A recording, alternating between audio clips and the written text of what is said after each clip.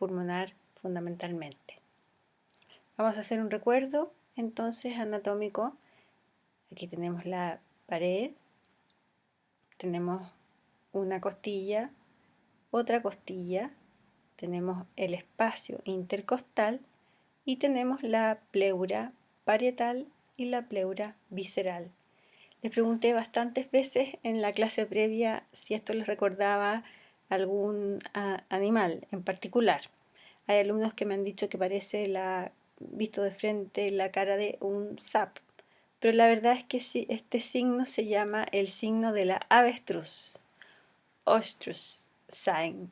Y aquí tenemos una costilla, otra costilla y aquí tenemos las pleuras. Esto, el cuello, correspondería al parénquima pulmonar. No lo olviden porque les va a ser de mucha utilidad. Entonces vamos a trabajar fundamentalmente con tres patrones básicos. El normal, que ya lo dijimos en la clase pasada, el neumotórax, que es lo que nos compete a los anestesiólogos y a la gente que trabaja en urgencia y a la gente que trabaja en intensivo, y el aumento de agua, ya sea sangre, ya sea infeccioso. De cualquier punto de vista, nosotros solo vamos a poder decir que tenemos un pulmón que está hepatizándose. ¿En qué creen más ustedes? ¿En lo que ven o en lo que oyen? Y ahí viene una tremenda disquisición del ultrasonido versus el fonendoscopio en los médicos que hacen medicina perioperatoria.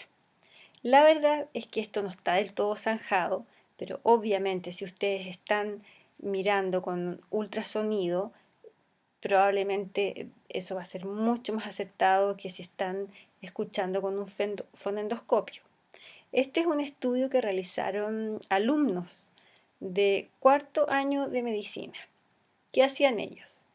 Intubaban a un paciente expresamente monobronquial y luego un operador que estaba ciego a esto venía y utilizaba fonendoscopio para ver si estaba simétrico y que estaba bilateral o con ultrasonido para ver si es que tenía o no el pulmón presente.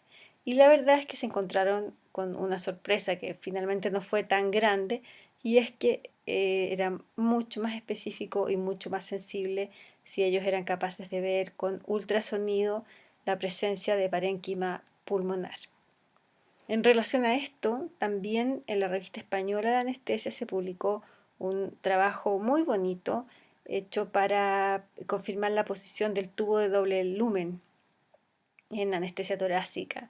Entonces ellos con esta vez fonendoscopio y también con ultrasonido pulmonar eran capaces de ver si es que el pulmón se colapsaba o no, y la verdad es que la sensibilidad y la especificidad del ultrasonido era muchísimo mayor que el fonendoscopio. Entonces aquí lo que nosotros tratamos de ver es si hay aire o si hay agua. Ese es como el gran resumen de lo que nosotros buscamos con ultrasonido. Y esto tiene que ver con las punciones centrales, con los plexos que realizamos en esta área, donde la verdad es que es bastante fácil en una punción subclavia pasar a llevar al pulmón, obviamente sin ninguna mala intención, pero con ultrasonido esto lo podemos diagnosticar precozmente cuando se ha generado esta atelectasia y este neumotórax. Entonces en el lado colapsado vamos a tener los signos que mencionamos en la clase previa, y el lado no colapsado vamos a tener un pulmón normal. Entonces el lado colapsado vamos a perder el parénquima pulmonar y vamos a tener entonces el signo de la estratosfera o el signo de código de barras, en que vamos a perder el parénquima pulmonar que simulaba la arena de la orilla de playa y vamos a tener solamente agua, que es lo mismo que vemos acá en un gran neumotórax en un paciente politraumatizado. Y lo que decíamos en relación al deslizamiento pleural, cuando tenemos un neumotórax, este deslizamiento desaparece. No hay desplazamiento de la pleura alguno, la pleura está estática. Podemos ver que eventualmente hay latido cardíaco, pero la pleura no tiene ese deslizamiento que habíamos mencionado y está bastante estática. Entonces tenemos el parénquima pulmonar, tenemos aquí la pleura, el parénquima pulmonar y vemos que no hay deslizamiento alguno de la pleura.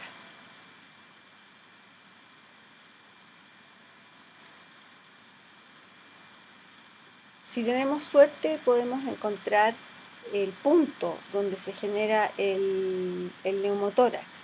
Entonces tenemos el parénquima normal con el signo de la orilla de playa y aquí tenemos el lugar donde está el neumotórax, donde tenemos el signo del código de barras o de la estratosfera y este sería el Lang Point, que es justo el punto donde se ha generado este neumotórax.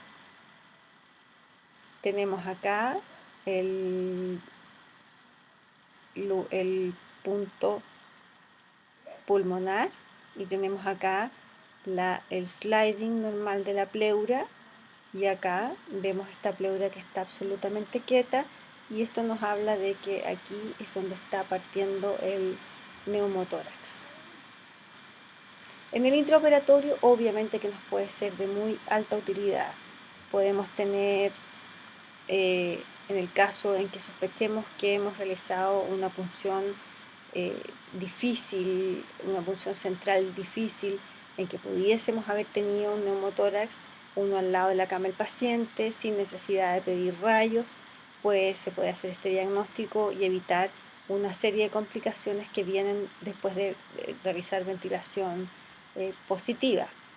Y numerosos estudios han demostrado que el ultrasonido es muchísimo más sensitivo que la radiografía de tórax para determinar si existe o no un neumotórax.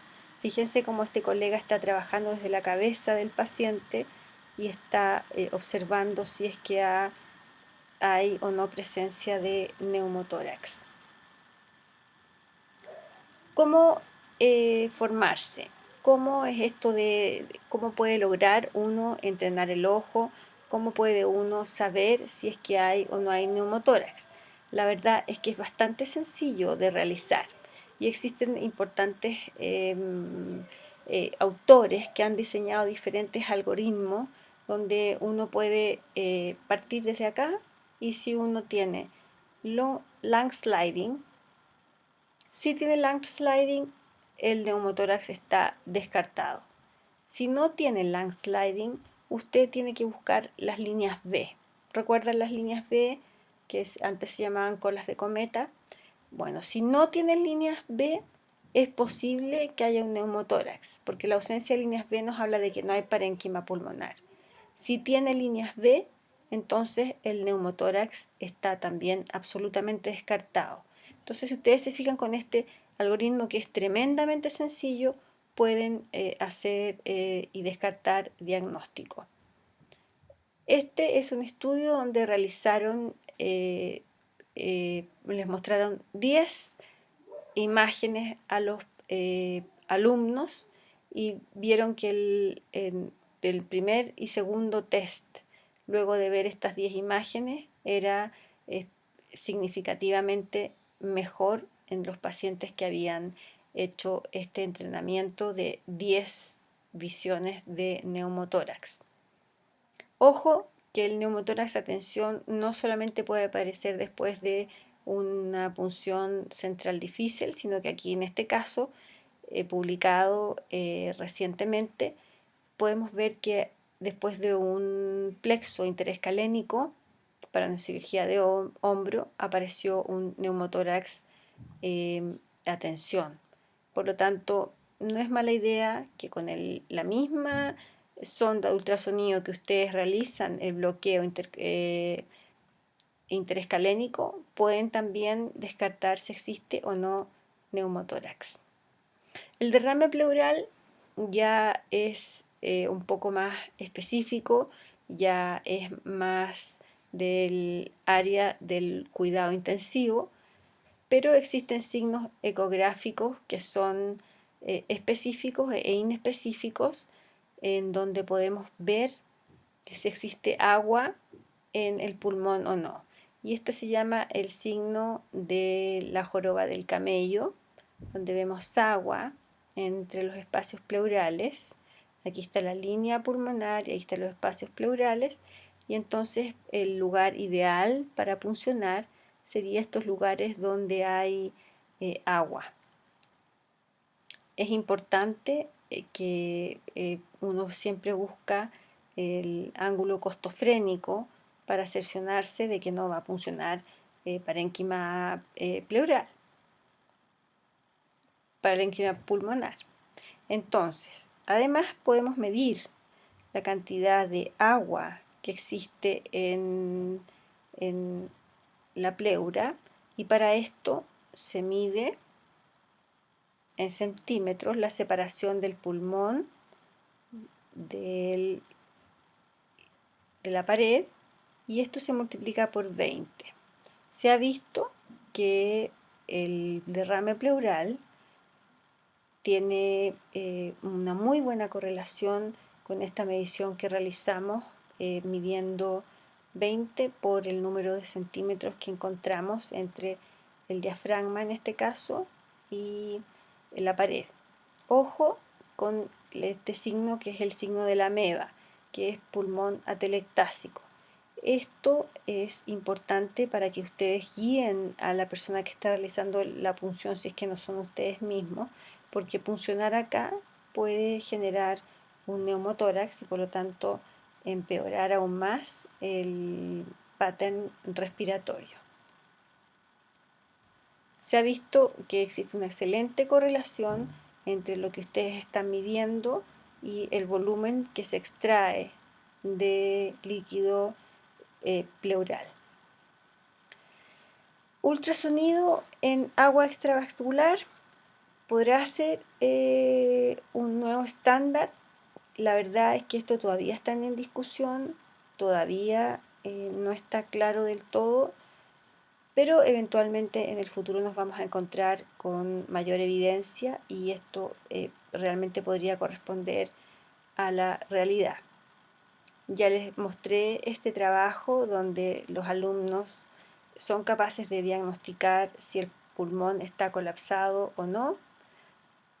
Ya vimos la vía aérea, ya vimos la tráquea, ya vimos la pleura, ya vimos el signo del código de barras en caso que haya un neumotórax, ya vimos el signo de la orilla de playa, y entonces basados en este mismo metaanálisis y en estas mismas recomendaciones hechas por fundamentalmente Volpicelli y Lichtenstein, podemos en resumen decir que un pulmón normal va a tener una costilla, otra costilla, la pleura y las líneas A. Esto es absolutamente normal y corresponde al signo de la avestruz. Un pulmón enfermo va a tener líneas B, que son absolutamente anormales y nos hablan de la hepatización del pulmón, ya sea con agua, ya sea infeccioso. Esto ustedes no lo pueden determinar. Y finalmente tenemos el derrame pleural, en que tenemos el signo de la media luna, y ustedes pueden perfectamente guiar la punción, pueden medir la cantidad de ml que se encuentran en este derrame pleural y pueden así entonces cooperar en la punción y hacer el diagnóstico. En conclusión, entonces, la técnica del ultrasonido pulmonar es una técnica que requiere de más investigación. Nuevamente los invito a que ustedes investiguen publiquen sus casos. Si tienen un neumotórax,